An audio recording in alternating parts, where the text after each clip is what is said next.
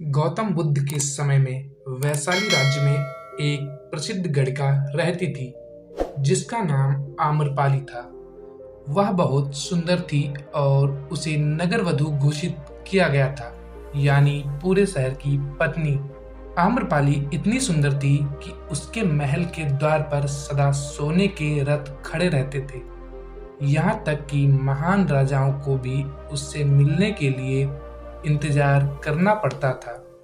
वह केवल एक वेश्या थी, लेकिन वह इतनी अमीर हो गई थी कि वह राज्य खरीद सकती थी। आम्रपाली का शरीर जितना सुंदर था, उससे कहीं अधिक सुंदर उसकी आत्मा थी, जो सच्चे प्यार के लिए तरसती थी। क्योंकि आम्रपाली खुद से वेश्या नहीं बनी थी, उसे जबरदस्ती राजा ने वेश्या बनाया था। आम्रपाली के वेश्या बनने के पीछे एक कहानी है। आम्रपाली अपने ग्राहकों को बहुत प्यार करने का दिखावा करती थी, क्योंकि उसे इसके लिए भुगतान किया जाता था।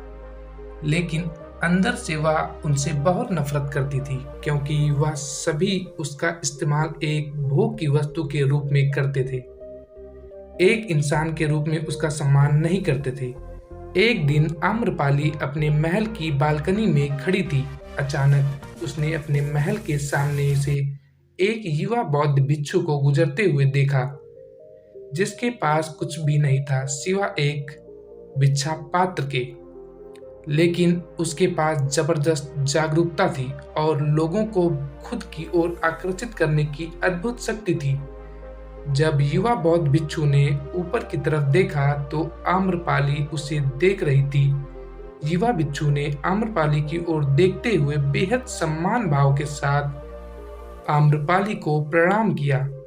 आम्रपाली एकटक उस युवा भिक्षु को देखती रही और पहली बार आम्रपाली के हृदय में प्रेम का उदय हुआ था, क्योंकि पहली बार किसी ने आम्रपाली को सम्मान की नजरों से देखा था। किसी ने पहली बार उसे इंसान होने का एहसास दिलाया था।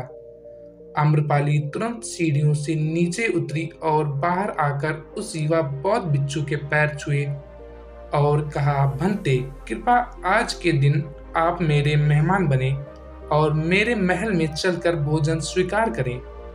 आगे आम्रपाली ने कहा, कृपया मेरे निमंत्रण को ना कहें, क्योंकि पहली बार मैंने किसी को निमंत्रण दिया है। मुझे हजारों बार राजाओं और सम्राटों द्वारा आमंत्रित किया गया, लेकिन मैंने कभी किसी को आमंत्रित नहीं किया है। यह मेरा पहला निमंत्रण है। युवा भिक्षु ने सम्मान पूर्वक आम्रपाली का निमंत्रण स्वीकार करते हुए भोजन ग्रहण किया। भोजन देने के बाद आम्रपाली ने कहा, भंते, आज से 3 दिनों के बाद बारिश का मौसम शुरू होने वाला है, जो कि अगले 4 महीनों तक रहेगा, और मैं आपको अपने घर में 4 महीने तक रहने के लिए आमंत्रित करती हूँ। आने वाले 4 महीनों के लिए यह महल आपका आश्रय होगा। मैं आपको पूर्ण रूप से आश्वस्त करती हूँ कि मैं किसी भी प्रकार से आपके ध्यान की बाधा नहीं बनूंगी, बल्कि मुझसे जितना हो सकेगा आपके ध्यान की सुविधाओं को सुगम बनाने का प्रयास करूंगी। दरअसल बौद्ध भिक्षु साल के 8 महीने गांव-गांव घूमकर बौद्ध धर्म का प्रचार करते हैं और 4 महीने वहां एक ही स्थान पर रहते हैं, जहां उन्हें आश्रय मिल जाता है। युवा बौद्ध भिक्षु ने कहा, माफ कीजिए देवी, लेकिन इस विषय में मैं स्वयं निर्णय नहीं ले सकता। मैं आपके प्रस्ताव के विषय में बुद्ध से पूछूंगा। अगर वह मुझे अनुमति देंगे तो मैं आपके महल में आश्रय अवश्य ग्रहण करूंगा। इतना कहकर वह बौद्ध भिक्षु वहां से चला गया। इससे पहले कि वह युवा भिक्षु बुद्ध के पास पहुंचता और आम्रपाली के प्रस्ताव के बारे में कुछ बताता, उससे पहले वहां पर मौजूद अन्य भिक्षु बुद्ध के पास पहुंच गए और बुद्ध से कहा, आप उस युवा भिक्षु को रोकिएगा। आम्रपाली ने उसे 4 महीने रहने के लिए अपने घर बुलाया है। आम्रपाली एक वेश्या है और एक भिक्षु एक वेश्या के घर में 4 महीने रहे, यह सही नहीं है। इससे हमारे संघ में गलत संदेश जाएगा। बुद्ध ने कहा, कृपया आप लोग शांत हो जाएं और उस भिक्षु के आने की प्रतीक्षा करें। थोड़ी देर बाद वह युवा बिच्छू बुद्ध के पास आया, बुद्ध के पैर छुए और उन्हें पूरी कहानी सुनाते हुए कहा, बुद्ध, नगर की एक आम्रपाली नाम की महिला ने मुझे बारिश के 4 महीने अपने घर पर रहने के लिए आमंत्रित किया है। मैंने उसके निमंत्रण का अभी कोई जवाब नहीं दिया। मैंने उससे कहा है कि अगर आप मुझे उसके घर रहने की आज्ञा देंगे तभी मैं उसके घर पर रहने के लिए आऊंगा। अतः बुद्ध, आप जो कहेंगे मैं वही करूंगा। उस युवा बिच्छू ने आम्रपाली के विषय में वैश्या शब्द का प्रयोग न करते हुए केवल महिला शब्द का प्रयोग किया। बुद्ध ने उस युवा बिच्छू की आंखों में देखा और कहा, तुम रह सकते हो। तभी अचानक बूढ़ा बिच्छू खड़ा हुआ और बोला, यह सही नहीं है। यह युवा बिच्छू एक सच्चाई छुपा रहा है। इसका कहना है कि एक आम्रपाली नाम की महिला ने अपने घर पर रहने के लिए आमंत्रित किया है, लेकिन वह एक महिला नहीं, वह एक वैश्या है। बुद्ध ने कहा, मैं जानता हूँ, और क्योंकि इसके वैश्या शब्द का प्रयोग नहीं किया, इसका अर्थ है इसके मन में उसके लिए सम्मान का भाव है। इसलिए मैं इसको वहां रहने की अनुमति दे रहा हूँ। वहां मौजूद हजारों बिच्छुओं को विश्वास नहीं हो रहा था कि बुद्ध ने एक युवा बिच्छू को एक वैश्या के घर में रहने की अनुमति दे दी है। अगले 3 दिनों के बाद वह युवा आम्रपाली के घर रहने के लिए चला गया। उसके जाते ही वहां पर उपस्थित अन्य बिच्छू उसके विषय में तरह तरह की बातें बनाने लगे। बुद्ध ने सभी को शांत करते हुए कहा, मुझे मेरे बिच्छू पर विश्वास है। मैंने उसकी आंखों में देखा है कि उसके भीतर तनिक भी भोग की इच्छा नहीं थी। अगर उस बिच्छू का ध्यान गहरा है तो आम्रपाली के हृदय को परिवर्तित कर देगा, और अगर बिच्छू का ध्यान गहरा नहीं है तो आम्रपाली अपने शारीरिक आकर्षण से बिच्छू को परिवर्तित कर देगी। यह एक प्रश्न है, ध्यान और शारीरिक आकर्षण के मध्य, जिसका उत्तर हमें 4 माह के बाद मिलेगा।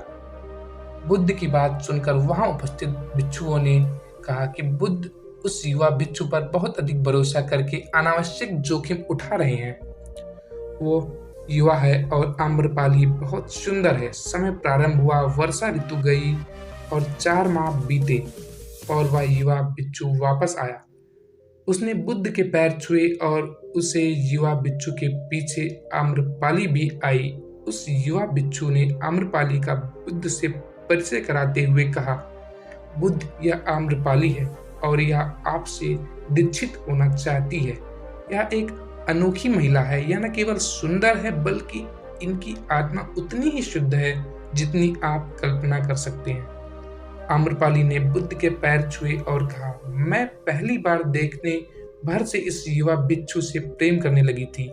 इसलिए मैंने इस युवा बिच्छू को अपने सौंदर्य से कई बार आकर्षित करने का प्रयास किया, लेकिन मैं पूर्ण रूप से असफल रही, क्योंकि इसके बजाय इस युवा बिच्छू ने मुझे ध्यान के प्रति जागरूक किया और यह एहसास कराया कि वास्तविक जीवन भोग नहीं अपितु ध्यान है।